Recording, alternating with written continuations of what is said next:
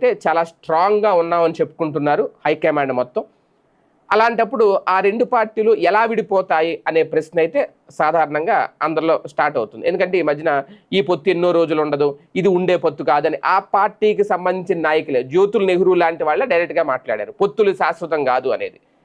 వాళ్ళే అలా మాట్లాడుతున్నారు అంటే రేపొద్దున 29 ఎన్నికల్లో ఈ రెండు పార్టీలు ఉండవు, విడిపోతాయి అనేది. కానీ ఎలా విడిపోతాయి?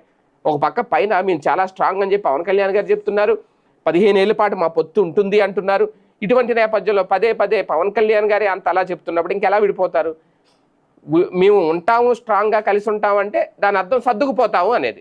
సర్దుకుపోయే మనస్తత్వం ఆయన దగ్గర ఉన్నప్పుడు ఇక పొత్తు అనేది ఎప్పుడు చాలా బలంగానే ఉంటుంది, విడిపోదు. ఏపీలో అభివృద్ధి దృష్ట్యా ఒకే ప్రభుత్వం ఉండాలి అనేది పవన్ కళ్యాణ్ గారు కోరుకుంటున్నారు. అయితే ఏపీ రాజకీయాల్లో ఒకవేళ ఇది ఎంతవరకు సాధ్యం అనేది, వైసీపీని దూరం పెట్టేందుకు సైతం కూటమి పొత్తులను ఆయన మనసారా ఆహ్వానిస్తున్నారు అనేది